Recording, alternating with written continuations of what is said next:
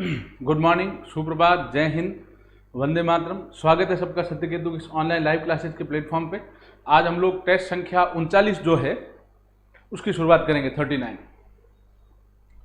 35 degree के समपूरक कोण का माप। समपूरक किसको कहते हैं? जिन दो कोणों का योग कितना हो 180, ठीक है ना। तो 35 का समपूरक कितना होगा? 180 माइनस 35 बराबर 145। आप जोड़ के देख लें पुनः वापिस। 145 और 35 को जोड़ो तो दोनों का योग 180 आ रहा है कि नहीं आ रहा है? आ रहा है। पूरक मतलब योग 90 होता है, समपूरक मतलब योग जिनका 180। तो 35 का समपूरक 145। ये ऊंचाई दूरी त्रिकोणमिति का प्रश्न है। समकोण त्रिभुज बनाना है। इसमें एक खंभे की ऊंचाई 30 मीटर है, एक खंभा है, इसकी ऊंचाई है 30 मीटर, ठीक है। हमें समकोण त्रिभुज बनाना है, ज्यादा इसमें भाषा में नहीं उलझना है। उसके ऊपरी सिरे से तार बंधा है जो भूमि के साथ 30 डिग्री कोण बनाता है। ये थीटा है 30 डिग्री। तो बताओ तार की लंबाई क्या होगी? ये तार है, ठीक है। हमें दिया हुआ क्या है? लंब। पूछ क्या रहा है? कर्ण। हम सभी जानते हैं बच्चों, लंब और कर्ण का अनुपात कौन सा बताता है? साइन थीटा बराबर होता है लंब बटा कर्ण। साइन थीटा है 30 बराबर लंब कितना है 30 बटा कर्ण कितना है x। साइन 30 का मान हो जाएगा आपके 1/2 बराबर 30 बटा x। वज्र गुणा x बराबर 30 इंटू 2 60 मीटर, ठीक है। कितना हो जाएगा? 60 मीटर। चलिए अब नेक्स्ट सवाल की ओर बढ़ते हैं। 4 tan थीटा बराबर 3 है तो cos थीटा का मान। ये 4 गुणा में भाग में आ गया तो यहां से tan थीटा बराबर कितना आया? 3/4। अब आपको लाल बटा कक्का से अगर आपको याद है सूत्र वगैरह तो आप देखें ट्रिक अगर याद है तो tan थीटा 3/4, tan थीटा क्या लिखते हैं? L/A। मतलब लंब कितना है? 3, आधार कितना है? 4। एक समकोण त्रिभुज में अगर लंब 3 है और आधार 4 है तो कर्ण क्या होगा बच्चों? तो कर्ण का स्क्वायर बराबर क्या होता है? पाइथागोरस में हम सभी जानते हैं लंब स्क्वायर प्लस आधार स्क्वायर। तो कर्ण का स्क्वायर बराबर लंब कितना है? 3 का स्क्वायर, आधार कितना है? 4 का स्क्वायर। कर्ण स्क्वायर बराबर 3 का स्क्वायर 9 प्लस 4 का स्क्वायर 16। कर्ण स्क्वायर बराबर 25, कर्ण बराबर 25 का वर्गमूल 5। तो कर्ण अपना 5 आ गया। कर्ण कितना आया? 5। तो हमें cos थीटा निकालना है। cos थीटा क्या होता है? आधार बटे कर्ण। आधार है 4 बटा कर्ण है 5। उत्तर हो गया 4/5।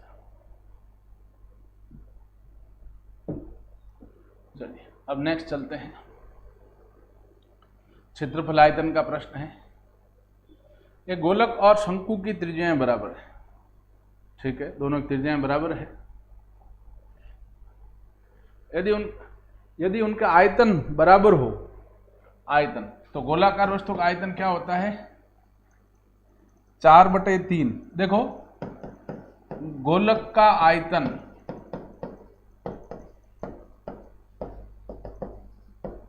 बराबर है शंकु का आयतन। तो गोलक का आयतन कितना है? 4/3 पाई r³ बराबर शंकु का आयतन कितना है? 1/3 पाई r² h,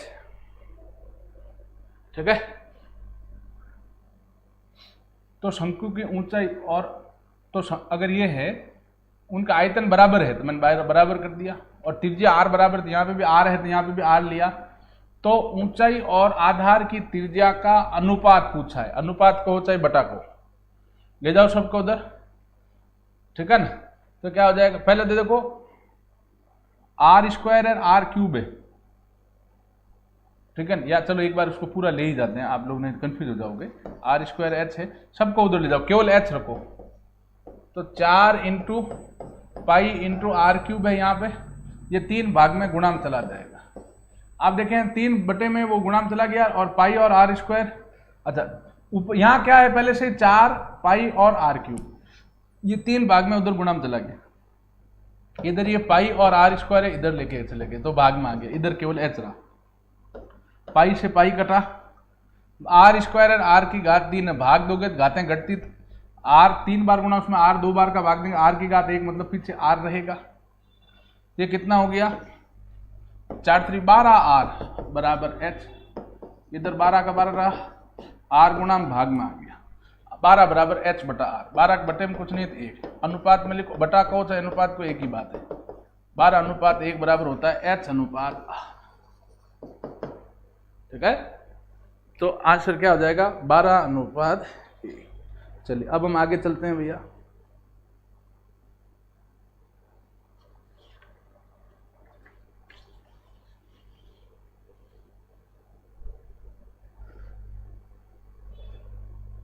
वापिस समझें इसको, अच्छा सवाल है भाई। एक गोलक और शंकु की त्रिज्याएं बराबर है, दोनों की आर आर त्रिज्याएं हैं, ठीक है। उनका आयतन बराबर, आयतन क्या आता है 4/3 pi r square, pi r cube बराबर 1/3 पाई आर स्क्वायर एच। सबको ले जाओ उधर, 4 है ही, पाई है, आर क्यूब है ही, ठीक है ना।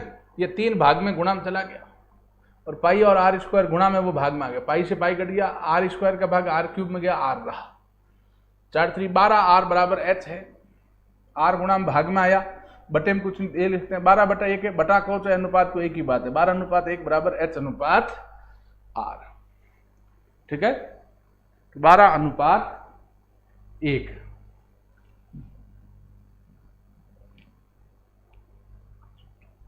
चलिए नेक्स्ट सवाल।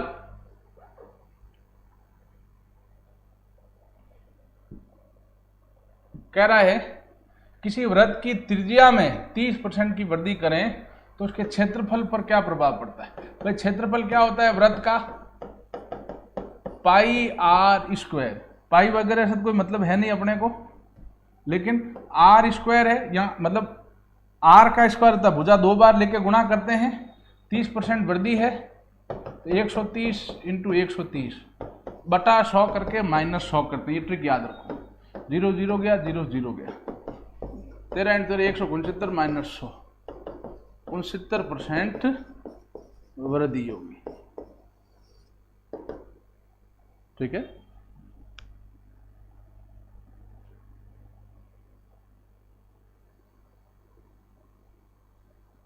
चलिए अब नेक्स्ट सवाल की ओर बढ़ते हैं।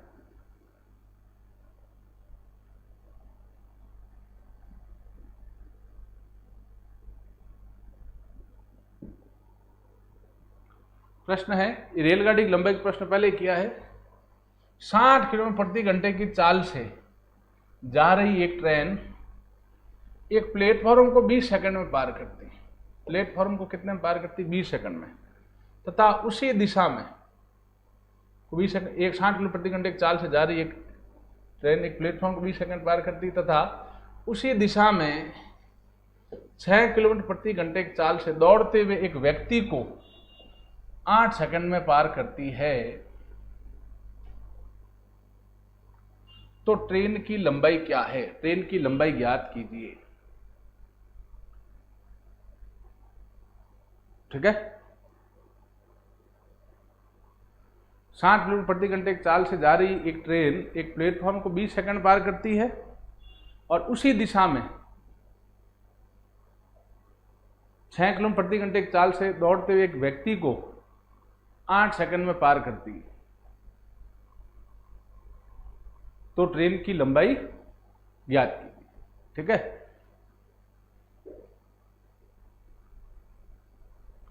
अब यहां वो ट्रिक नहीं ट्रेन की लंबाई पूछी, यहां वो ट्रिक नहीं लगा सकते वज्र गुणांक अंतर बटा समय का अंतर। कारण क्या है, हमें प्लेटफॉर्म की लंबाई नहीं दी है, हमें प्लेटफॉर्म की लंबाई नहीं दी है। ठीक है, एक प्लेटफॉर्म को 20 सेकंड पार कर रही है तथा उसी दिशा में 6 किलोमीटर प्रति घंटे की चाल दौड़ते व्यक्ति को 8 सेकंड पार करती है,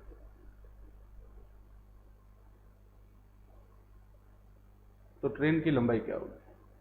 सुनिएगा, ये थोड़ा अलग सवाल है, वो ट्रिक नहीं लगेगी। हमेशा जो हमने ट्रिक लगाई है वो इसमें नहीं लगेगी बच्चों। कारण क्या है कि मैंने जो ट्रेन की लंबाई की ट्रिक बताई थी वो क्या था, वज्र गुणा का अंतर। उसमें दिया होता है कि इतना मीटर लंबा प्लेटफॉर्म उसको इतने सेकंड पार करता है।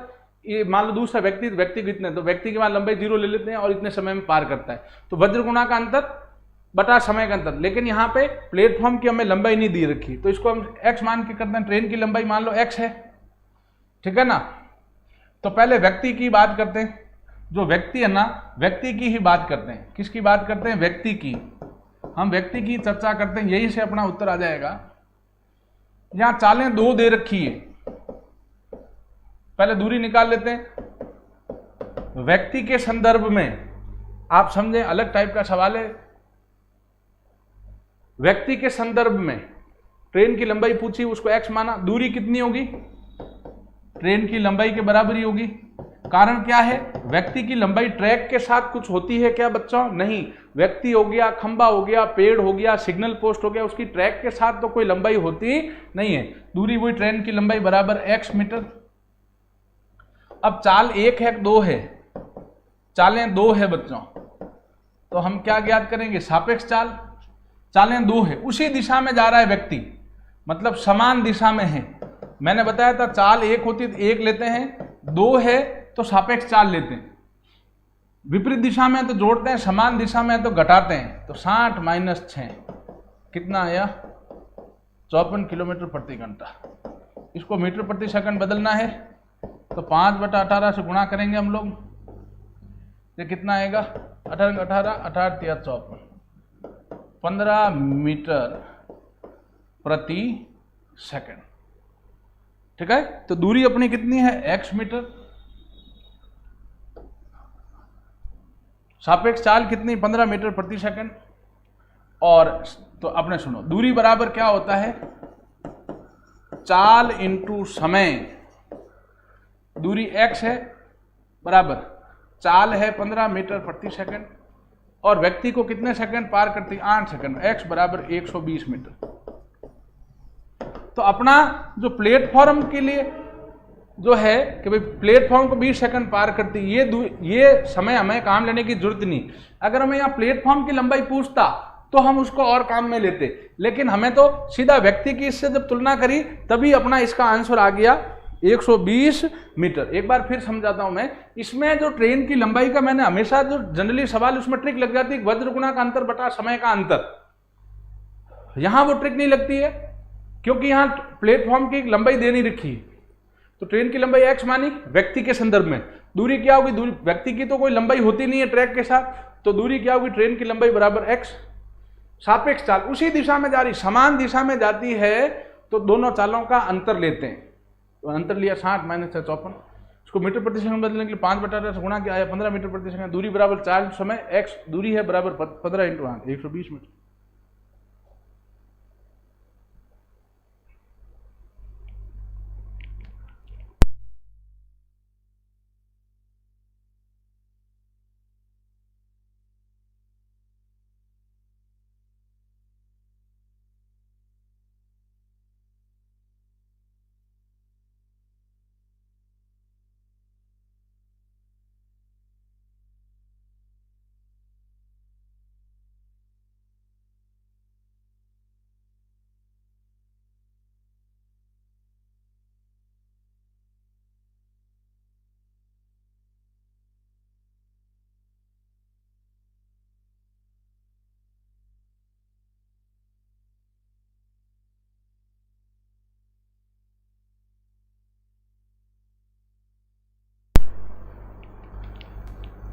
चलिए अब हम नेक्स्ट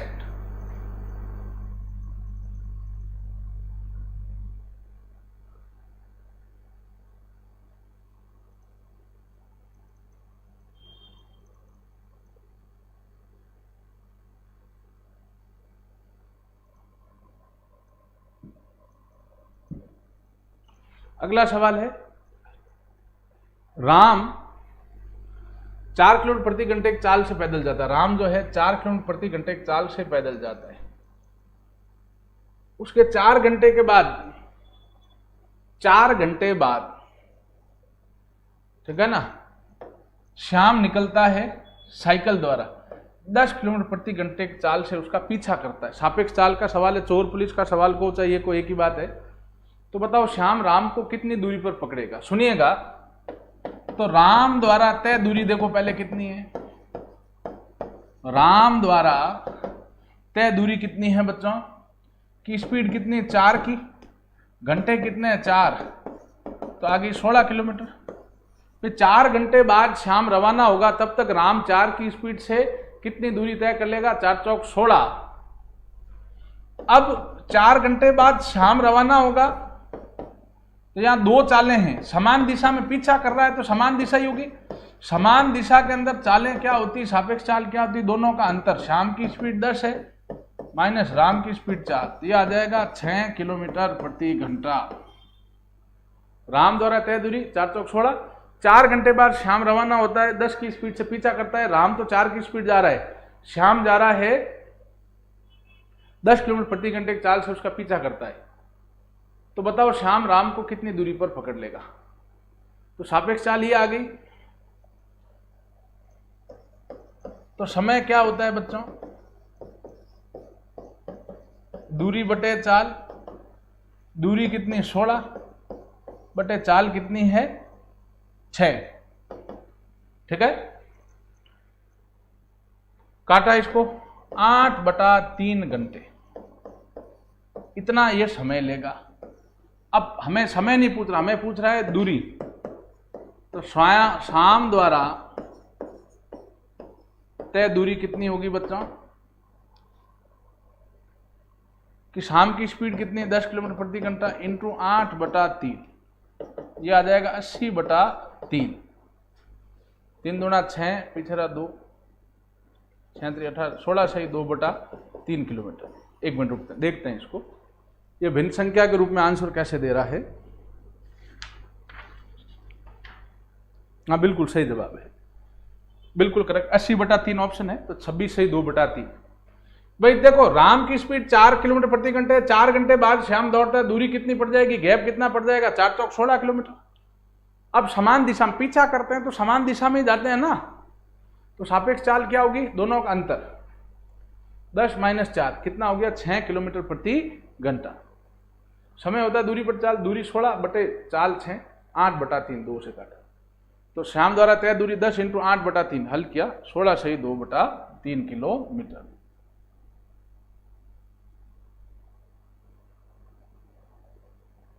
आयु वाला प्रश्न है भैया,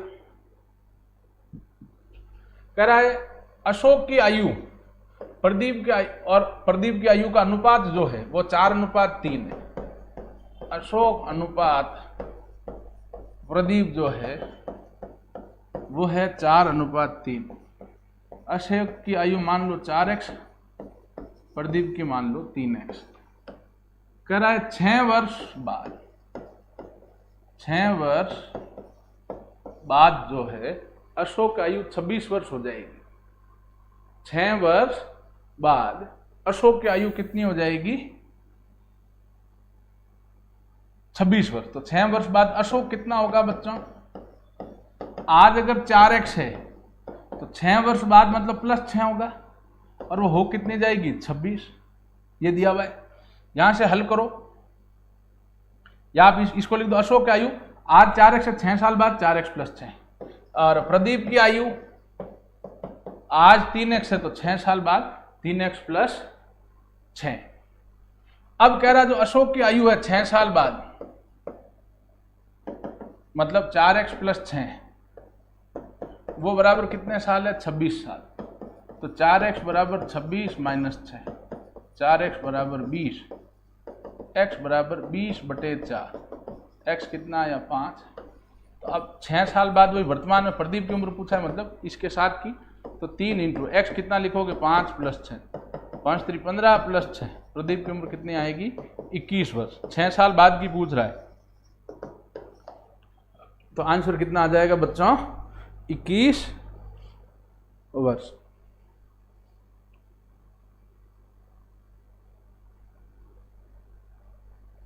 और ये आप सुने, ये हमने निकाली 6 वर्ष बाद की, ठीक है।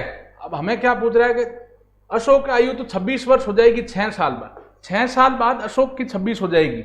तो अगर वर्तमान उम्र पूछे इस समय प्रदीप की आयु कितनी है, तो अगर वर्तमान पूछे, ये हमने निकाली 6 साल बाद, लेकिन हमें 6 साल बाद निकालने की जरूरत ही नहीं है। यहां ये चीज जरूर ध्यान दें, ये वर्तमान पूछ सकता है, 2 साल बाद की, 2 साल पहले की, ये पूछ सकता है। तो ध्यान दें, वर्तमान आयु मतलब यहाँ x, मैं वापस कराता हूं, 4x + 6 = 26 है। इसको हल किया था तो अपने 5 आ ही गया था, खैर 26 - 6, 4x = 20, x = 20/4, x 5 आ गया था यहां तक। तो हमें वर्तमान आयु पूछी, हमने 6 साल बाद ली अशोक की, ये नहीं लेनी, हमें जो है प्रदीप की वर्तमान आयु पूछी। इस समय कह रहा है ना, इस समय हमने जो 21 वर्ष निकाली वो 6 साल बाद की निकाल दी, लेकिन हमें कह रहा है इस समय। तो प्रदीप की जो वर्तमान आयु है वो तो सीधी कितनी है बच्चों, 3x। तो 3 × x कितना, 5, 5 3 15 वर्ष, ये आपका आंसर। हाँ, अगर ये कहता तो बताएं 6 वर्ष बाद प्रदीप की उम्र क्या होती, तो वो 15 + 6 21 होती, वो जो हमने पहले निकाला। आंसर इसका ज्यादा करेक्ट 15 है, वर्तमान उम्र पूछ रहा है। 6 वर्ष बाद पूछता तो 15 + 6 21 आता। ये थोड़ा ध्यान दें, लास्ट में ये पूरा आंसर निकालने के बाद हमें 2 साल पहले, बाद की, वर्तमान की पूछ के लास्ट में गड़बड़ करवा देता है। चलिए नेक्स्ट सवाल, तो इसका आंसर 15 था। नेक्स्ट सवाल, ए व बी 2 नल एक हौज को क्रमशः 20 व 25 मिनट में भर सकते हैं। दोनों पाइपों को 5 मिनट तक खोला जाता है, इसके बाद पाइप बी को बंद कर दिया जाता है, तो हौज को भरने में कुल कितना समय लगेगा। थोड़ा अच्छा सवाल है, थोड़ा डीप सवाल है, इसको समझना, बढ़िया सवाल है भाई। ए + बी द्वारा, अलग टाइप का सवाल है, अच्छा सवाल समझना। ए + बी द्वारा 1 मिनट में भरा पानी वो कितना होगा बच्चों, 1/20 + 1/25। लसअप कितना आया दोनों का, 100।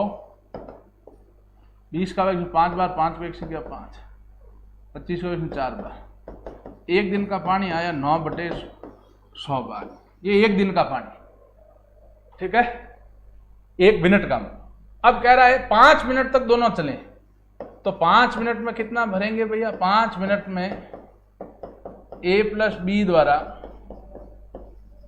भरा पानी वो कितना हो जाएगा, 1 मिनट का कितना है 9/100, तो 5 मिनट का कितना होगा × 5, 5 से काटा 5 से 5, 5 से काटा 20, यह आया 9/20 भाग। इतना पानी भर गया है, ठीक है।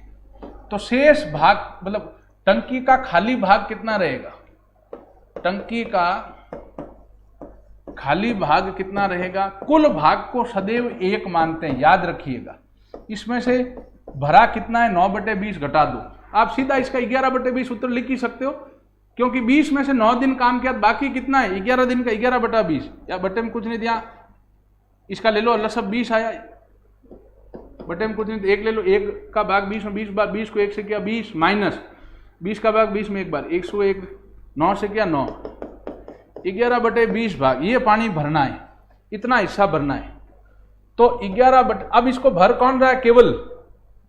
इसके बाद पाइप बी को बंद कर दिया है, तो भर कौन रहा, पाइप ए। 11/20 भाग को ए द्वारा भरने में समय 11/20 है, इसमें एक कितना भाग भरना है 11/20, इसमें ए का 1 दिन का 1 मिनट का भाग दे देंगे, 1 मिनट में कितना बढ़ता है 1/20, इसका भाग दे देंगे। ये क्या आएगा 11/20, भाग की जगह चिन्ह गुणा का 20/1, 20 से 20 कट गया, ये आ गया 11 मिनट। तो कुल समय पूछा हमें, कुल समय कितना होगा बच्चों, 11 ये लगा प्लस 5, दोनों ए और बी 5 मिनट दोनों साथ चले हैं, तो टोटल कितने मिनट लगे हैं 16 मिनट। बहुत आसान सवाल है, लेकिन बहुत अच्छा सवाल है। इस सवाल को एक बार घर पे जरूर करें, ठीक है। 16 इसका करंट मतलब करेक्ट आंसर है। 11 जो बच्चन निकाले वो सही है, लेकिन यहां क्या कह रहा है, हौद को भरने में कुल कितना समय लगेगा हौद को भरने में, तो भैया 5 मिनट ये दो एयर भी दोनों चलाएं, वो भी तो हौद भरने में ही लगाना, तो कुल समय 11 + 5 16 मिनट लेंगे। देखो ये गलती करवाता है हमसे, है ना। अगर ये पूछता कि तो शेष भाग को कितने समय भरेगा, तो 11 मिनट सही था।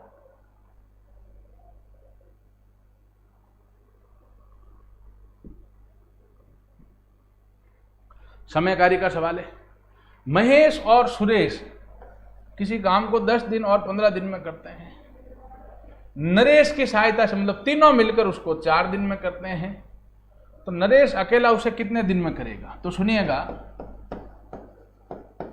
नरेश का 1 दिन का कार्य क्या आ जाएगा प्यारे बच्चों, कि भाई जो तीनों का 1 दिन का कार्य 4 दिन में करता है, 1 दिन का कार्य 1/4, इसमें से मैं क्या घटा दूं, तीनों के 1 दिन का कार्य में से मैं महेश का भी काम घटा दूं 1 दिन का, और सुरेश का भी घटा दूं। भाई तीनों के 1 दिन के कार्य में से, मतलब 1/4 में से अगर मैं महेश और सुरेश दोनों का 1 दिन का कार्य घटाऊं, तो अपना नरेश का 1 दिन का कार्य आ जाएगा।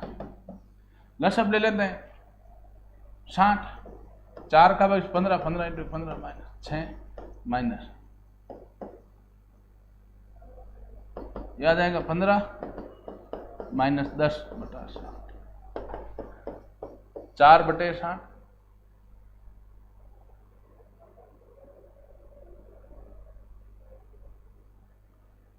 5/60, 12/60, 1/12, तो समय कितना लगेगा इसका उल्टा, 12 दिन, 12 दिन।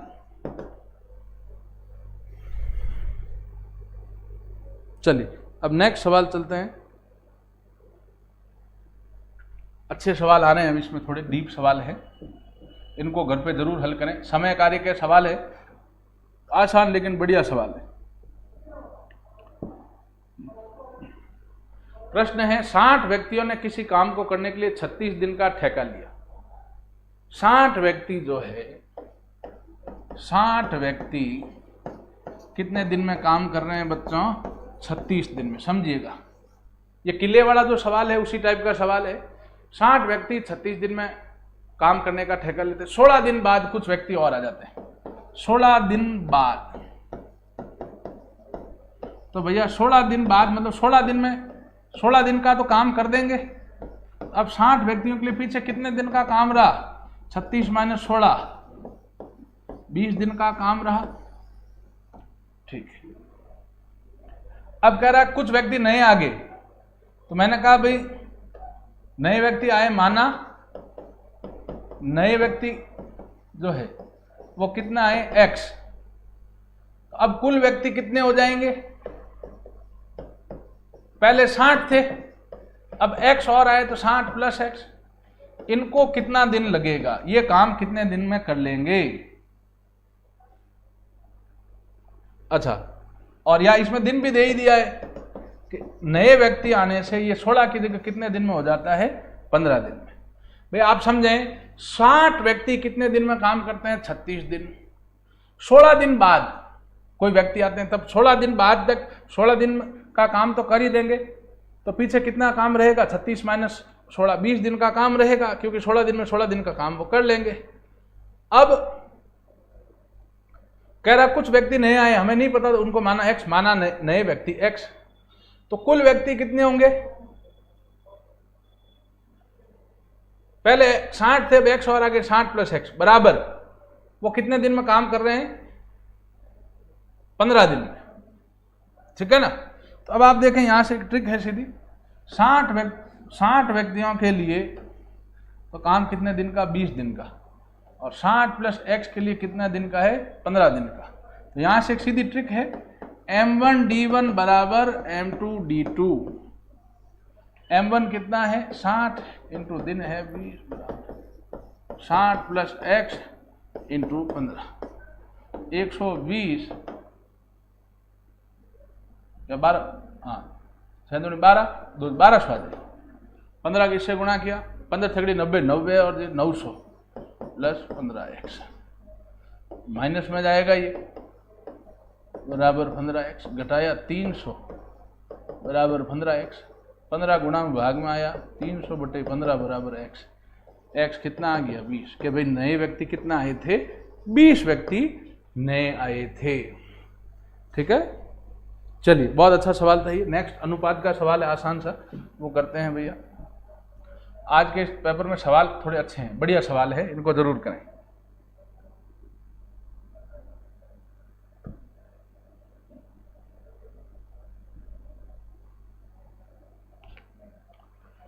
एक स्कूल में लड़के और लड़कियों का अनुपात क्रमशः 4:5 है। लड़के अनुपात जो लड़कियां हैं वो कितना है, 4:5। तो लड़के मान लो 4x, लड़कियां मान लो 5x। अब कह रहा जब 100 लड़कियां छोड़ देती है, ठीक है ना, 100 लड़कियां छोड़ने पर, भाई 100 लड़कियां स्कूल छोड़ती है, 100 लड़कियां स्कूल छोड़ने पर अनुपात कितना होता है, 6:7। तो लड़के 4x बटा लड़कियां 5x, माइनस कितना कर दोगे 100। लड़के तो वही 4x के 4x रहे, लड़कियां 100 कम हुई तो 5x माइनस 100 बराबर अनुपात को से बटा को एक ही बात, वज्र गुणा करके इसको हल कर लेंगे। 6 गुणा हो जाएगा 5x माइनस 100 से, बराबर 7 गुणा हो जाएगा 4x से। 56 30x माइनस 600 बराबर 728x। 30x माइनस 28x बराबर 600। 2x बराबर 600। x कितना आ गया, 600 बटा 2, 300। x का मान 300 आया। क्या ये उत्तर है? नहीं। तो स्कूल में लड़कों की संख्या बताओ। तो लड़के कितने हैं, 4x, 4 इंटू 300। लड़कों की संख्या कितनी आ गई, 1200। ठीक है, चलिए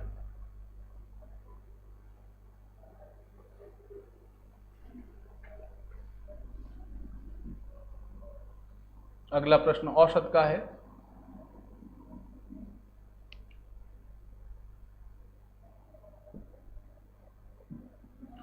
एक कक्षा के 15 लड़कों की औसत आयु 11 वर्ष है। तो 15 लड़कों की कुल आयु कितनी हो जाएगी, औसत 11 है, राशियों की संख्या 15, 165 वर्ष। यह समीकरण 1 हो गया। यदि 9 वर्षीय 5 नए लड़के यदि 9 वर्षीय 5 लड़के, तो 5 नए लड़कों की कुल आयु 9 पंजे 45, औसत 9 है 45, 9 पंजे 45, समीकरण 2। तो सभी लड़कों की औसत आयु क्या हो जाएगी बच्चों, ध्यान दें। तो 165 प्लस 45 राशियों का योग बटे राशियों की संख्या। राशियों की संख्या कितनी, 15 प्लस 5 20, जोड़ दिया 70, ये हो गया 210 बटा 20, 0 0 गया 10.5। ठीक है,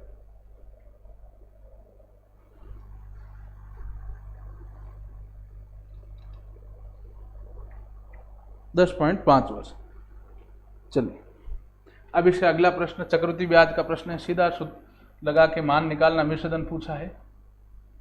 12,000 रुपये की राशि 10% चक्रवृद्धि ब्याज की दर से उधार दी जाती है, तो 3 वर्ष का मिश्रधन क्या है। सीधा सूत्र लगा के हमें गुणा भाग करके हल करना है इसको। चक्रवृद्धि मिश्रधन बराबर पी कोष्टक 1 प्लस आर बटे 100 की घात टी। पी मूलधन 12,000, दर 10 है तो 110 बटा 100, 3 वर्ष है तो 3 बार लेंगे 110 बटा 100 इंटू 110 बटा 100। 0 0 0 0 0 0, 3 0 से 3 0, 12 इंटू 11 इंटू 11 इंटू हो जाएगा 1331। अब 1331 को हम 12 से गुणा कर देंगे, 12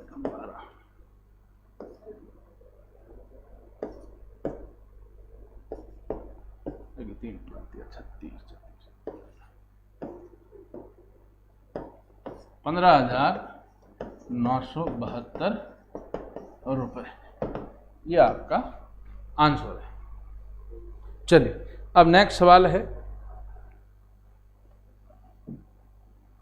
लाभ हानि का। किसी वस्तु का विक्रय मूल्य उसके क्रय मूल्य का 8/5 गुना है तो लाभ प्रतिशत ज्ञात कीजिए। सुनिएगा, विक्रय मूल्य जो है वो बराबर क्या है, 8/5 इंटू क्रय मूल्य, यही दे रखा है। विक्रय मूल्य बराबर कितना है, 8/5 क्रय मूल्य, ठीक है। अब आप क्या करें, 5 भाग में गुणा में लेके चले गए, 5 इंटू विक्रय मूल्य बराबर 8 इंटू क्रय मूल्य, ठीक है। अब आप लोग ध्यान दें, ये ट्रिक याद रखनी है अपने को, इसमें दिमाग नहीं लगाना है। क्रय मूल्य इधर वाली संख्या मान लो, विक्रय मूल्य इधर वाली संख्या मान लो, तो यहां से क्रय मूल्य कितना आया आपके 5 रुपए, विक्रय मूल्य कितना आया आपके 8 रुपए। तो जो लाभ प्रतिशत है, लाभ होगा, लाभ क्या होता है, विक्रय मूल्य माइनस क्रय मूल्य। तो लाभ प्रतिशत है, लाभ प्रतिशत कौन है, 8 माइनस 5, 3 रुपये लाभ रहे, तो लाभ प्रतिशत क्या होता है, लाभ बटा क्रय मूल्य इंटू 100। लाभ 3 रुपये बटा क्रय मूल्य 5 इंटू 100, 5 इसका 20, 60% लाभ। लाभ कितने परसेंट हुआ बेटा, 60%। चलिए अब नेक्स्ट आगे चलते हैं।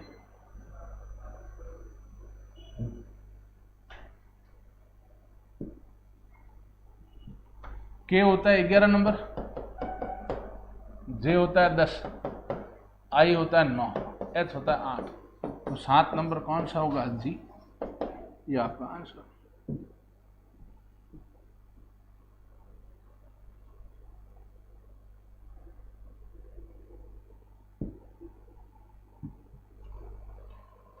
एक 4 7 3 सब दिया हुआ है, सुनिए। तो इसमें हम क्या देख सकते हैं, इसमें 3 जुड़ा है, अगर यूं देखें तो इसमें 3 जुड़ा है, इसमें 3, तो इसमें 3 जुड़ेगा तो ये कितना होगा 13, तो इसमें 3 जुड़ेगा तो 16, ये 3 19, तो ये तो बिल्कुल आसान है, तो उत्तर कितना आ गया 13। चलिए अब नेक्स्ट चलते हैं आगे।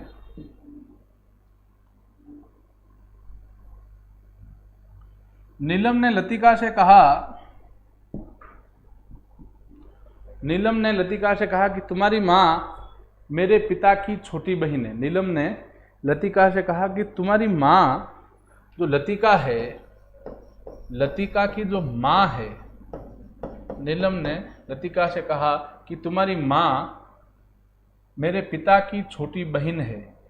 नीलम कह रही है मेरे पिता की बहन है, नीलम कह रही है कि वे जो मेरे पिता है, पिता की बहन है, ठीक है ना, मतलब ये बुआ की लड़की हुई। तो बताएं लतिका नीलम से किस प्रकार संबंधित है, ठीक है ना। तो ये बुआ की बहन हुई, या बहन कह सकते हैं उसको, क्योंकि पिता के, नीलम क्या कह रही है लतिका से कि भाई तुम्हारी माँ मेरे पिता की छोटी बहन है। नीलम के पिता की छोटी बहन होती है, बड़ी बहन अलग थी, नीलम की पिता की बहन है कौन, लतिका की माँ, ठीक है ना। तो ये इसकी कौन हुई, बुआ हुई, लतिका की माँ, ठीक है ना। तो इसमें ऑप्शन में आपको दे रखा है बच्चों फुफेरी बहन, बिल्कुल सही है, यही आंसर है अपना। लतिका नीलिमा से क्या संबंधित है, फुफेरी, फूफा जी कहते हैं, फूफा फूफी जो भी, फुफेरी बहन, ठीक है। चलिए अब हम नेक्स्ट आगे चलते हैं।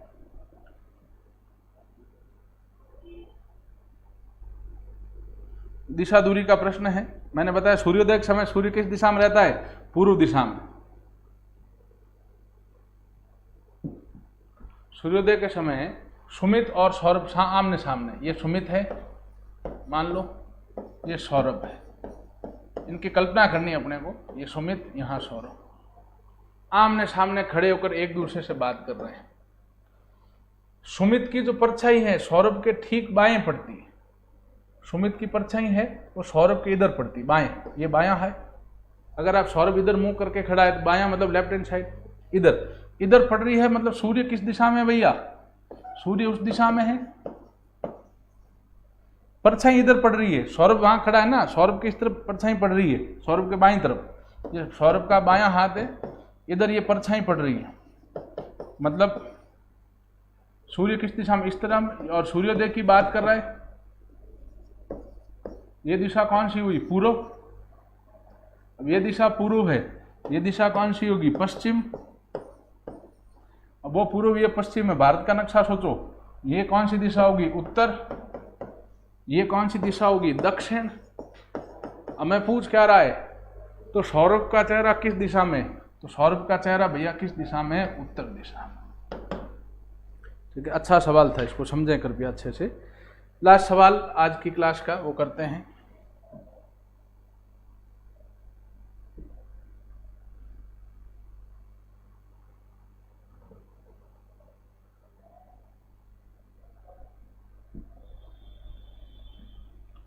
देखो प्रश्न है,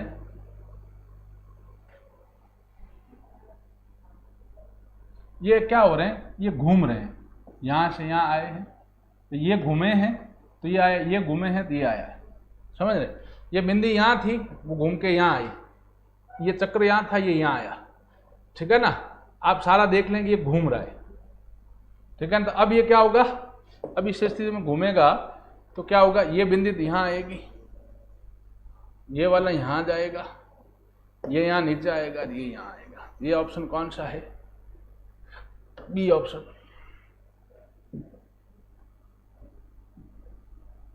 चलिए, ये सवाल हो गया अपने। अच्छा, एक चौथे सवाल पे अपने से काटा पीटी में कहीं गलती करी हमने, इसको वापस करते हैं। 4/3 लेना था, वो लिया नहीं हमने, इसको वापस देखते हैं। ठीक है, चौथे सवाल को दोबारा करते हैं। ठीक है, उसका आंसर अपना मैच नहीं हो रहा था। देखो, कह रहा है गोलाकार वस्तु का आयतन, एक गोलक का आयतन बराबर है शंकु का आयतन। चौथा सवाल दोबारा देख लें, ये करवा दिया था बट थोड़ी कैलकुलेशन मिस्टेक से हम आंसर तक नहीं पहुंच पाए। इसका आयतन क्या होता है? 4/3 पाई आर क्यूब बराबर होता है 1/3 पाई आर स्क्वायर एच। यहाँ हम 3 लेना भूल गए थे जल्दबाजी में, तो एच इधर रखो, बाकी सबको उधर ले जाओ। ऊपर क्या है? 4 × पाई × आर की घात 3, और ये इंटू 3 आ जाएगा। 3 जो बटे में है वो ऊपर चला जाएगा। नीचे क्या है? 3, और ये पाई और आर स्क्वायर ये गुणा में है, इस तरफ भाग में आ जाए, इधर केवल एच रहेगा।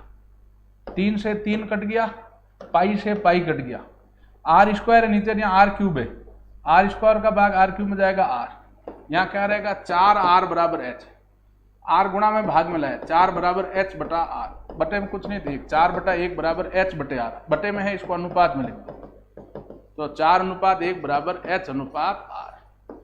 ठीक है, ये आंसर आपका करेक्ट है। वहां हम जल्दबाजी में यहाँ 3 नीचे नहीं लिया था, तो वो कैलकुलेशन मिस्टेक थी। आंसर करेक्ट आपका 4:1। ठीक है, धन्यवाद। इन सवालों को दोबारा करें, और कैलकुलेशन में देखो ध्यान दें, गलतियां हो जाती है। इन सवालों को दोबारा करें।